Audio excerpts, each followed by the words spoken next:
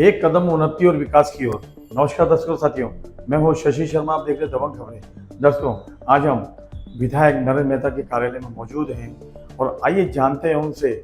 उन्होंने हाल ही में एकनाथ शिंदे जी से मीटिंग करके मीरा भाईंदर वासियों के लिए बहुत सारी योजनाओं की शुरुआत करने की कोशिश की है और एकनाथ शिंदे जी ने उसमें सहमति जताई है। और सबसे बड़ा मुद्दा जो था यूएलसी का मुद्दा था, पानी की समस्या थी, टेमा अस्पताल की जो गरीब जनता वहाँ जाती है उनको काफ़ी तकलीफें होती थी, उसकी समस्या थी।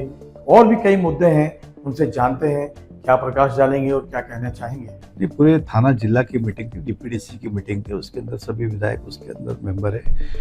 तो मीटिंग के अलग अलग विषय थे, जिसके अंदर मीरा भाईंदर के कुछ विषय हमने रखे उसके अंदर। और एकनाथ शिंदे जी पालक मंत्री, उप मुख्यमंत्री भी है, तो निर्णय फटाफट होते हैं। तो सबसे पहला एक था कि मीरा भाईंदर को जो मंजूर कोटा है वो पानी पूरा मिलता नहीं है, तो हमको दो जगह से पानी आता है, एक MIDC से और एक थाना कॉरपोरेशन के कमिश्नर उसके चेयरमैन है स्टैम्प है।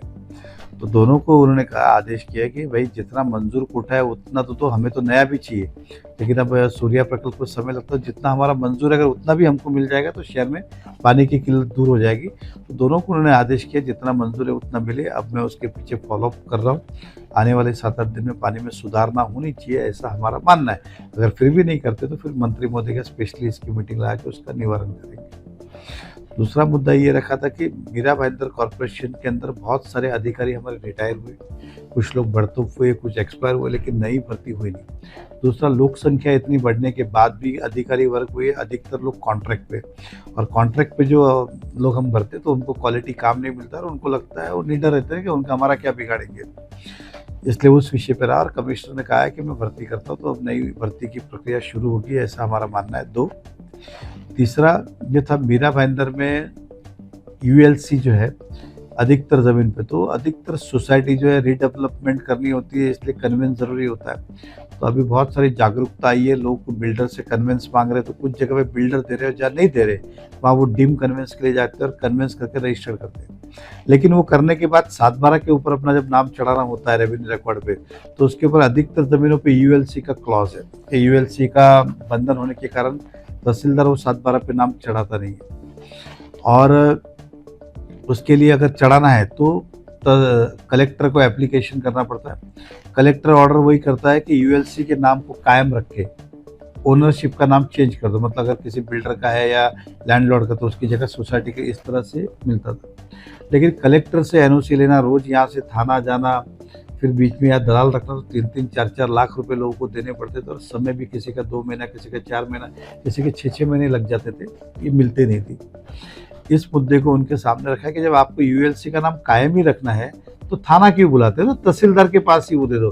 तो फिर कलेक्टर साहब ने आश्वासित किया कि मैं पूरे मीरा भाईंदर का एक ही ऑर्डर कर देता हूँ और दे देता हूँ। तो मुझे विश्वास है कि आने वाले 5-7 दिन में वो हो जाएगा, और फिर अब ULC के होते हुए भी आप 7/12 पे अपना नाम चढ़ा सकते हो, आपको NOC की जरूरत नहीं पड़ेगी। सर, एक विषय और था आपका टेमा हॉस्पिटल।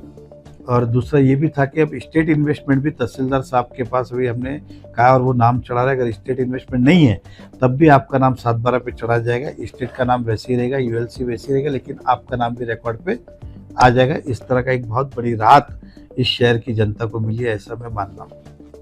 सर, एक टेमा अस्पताल का विषय था, तो CT स्कैन मशीन की आपने मांग की है वहाँ पर, और कई सारी सुविधाएं हैं तो अभी भी टेमा हॉस्पिटल में नहीं होती है, और यहाँ के रहने वाली जनता है, गरीब जनता, वो बेचारी त्रस्त है। देखिए, CT स्कैन का तो ठीक है, आज नहीं तो कल उसका DPDC से हम कर लेंगे, उस तरह का आश्वासन भी दिया।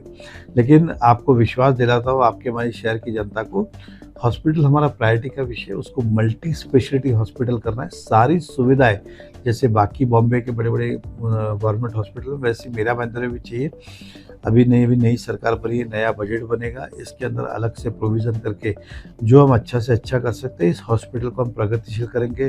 स्टाफ बढ़ाने की बात हो, डॉक्टर बढ़ाने की बात हो, इक्विपमेंट की बात हो, या अलग उपचार करने की बात हो, इस सब दिशा में हम करेंगे, ऐसा विश्वास दिलाता हूँ। सर, बहुत लोगों ने एम्बुलेंस जो है और डोनेट की है टेमा अस्पताल में, बहुत सारी एम्बुलेंस भी है, लेकिन फिर भी जनता को एम्बुलेंस के लिए बड़ी जद्दोजहद करनी पड़ती है और भारी रकम चुकानी पड़ती है। तो एम्बुलेंस तो फ्री सेवा है, तो क्या कहेंगे इसमें? नहीं एम्बुलेंस देखिए कॉरपोरेशन के पास भी है, उनके पास भी है, तो ये फ्री सेवा है। तो इसके लिए जनता को अगर आपने अभी नज़र में लाया तो मैं स्वाभाविक कमिश्नर साहब से बात करूंगा और ज़रूरत पड़ेगी तो मेरे एमएलए फंड से या महापालिका के खर्चे से या सरकार खर्चे नई एम्बुलेंस और ली जाएगी। अगर एम्बुलेंस की कमी है तो अगर उसके अंदर खाली सर्विसेज का प्रॉब्लम है तो उसको हम सुधारेंगे, एक नंबर पे लाएंगे और लोगों को सुविधा मिले, इस बात का विश्वास दिलाता हूँ। सर एक बहुत बड़ा मुद्दा जिस तरह यूएलसी का मुद्दा है, डेवलपमेंट में बिल्डिंगें जाती हैं और डीम कन्वेंस भी हो जाता है, लेकिन जब डेवलपमेंट एग्रीमेंट बनाया जाता है तो यहाँ से थाना जाना पड़ता है एडीजी में, और वहाँ जाके पेपर का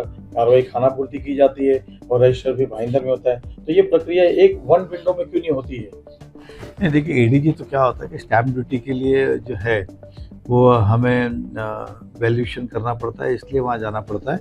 बाकी रजिस्ट्रेशन तो यहाँ पे होता है, लेकिन अधिकतर अधिकारी सक्षम होते कि उसके ऊपर निर्णय ले सकते। लेकिन यहाँ के दोनों जो अधिकारी, मैंने आपको लास्ट टाइम भी मैं उसमें गया था कि साले कुछ करते नहीं यहाँ पे बैठ के, तो फिर करने का क्या है इनको इंडायरेक्ट, तो खाली नए फ्लैट रजिस्टर करते, बाकी काम कौन करेगा? थाना में हो जाते, यहाँ नहीं होते। अब जल्दी बदलियाँ आने वाली है अप्रैल महीने में, यहाँ पे ऐसे अधिकारी लाएंगे कि यहीं पे रजिस्ट्रेशन हो और यहीं पे एडीजी का वैल्यूएशन हो, इस तरह का हम प्रयास करेंगे। मेहता जी के काम करने का तरीका बड़ा अलग है, बड़े झुंझारू हैं, कर्मशील हैं और किसी काम के पीछे पड़ जाते हैं तो उसे कर रहते हैं। जिस तरीके से मेहता जी ने जानकारी दी है और वही ये सारी की सारी योजना अगर शुरू हो जाती है जल्द से जल्द तो मीरा भाईंदर वासियों के लिए बहुत ही बड़ी राहत की बात है। और सबसे बड़ी बात है जो रीडेवलपमेंट में पुरानी बिल्डिंगें जा रही हैं उनके लिए यूएलसी की जो प्रक्रिया रद्द की गई है, नहीं तो यूएलसी के लिए काफ़ी भारी कीमत चुकानी पड़ती थी और जितने भी ये डिपार्टमेंट में बैठे हुए हैं वो सारे के सारे जनता को चूसने में लगे रहते थे, लूटने में लगे रहते थे, उनका खून चूसते थे। लेकिन अब ये प्रक्रिया बड़ी सरल होती नज़र आ रही है। अब देखना है आने वाले वक्त में किस तरह से यहाँ के तहसीलदार कलेक्टर के ऑर्डर को मानते हैं और उस पर किस तरह का अमल करते हैं, ये तो आने वाला वक्त बताएगा। कैमरामैन प्रभात मिंदे के साथ शशि शर्मा।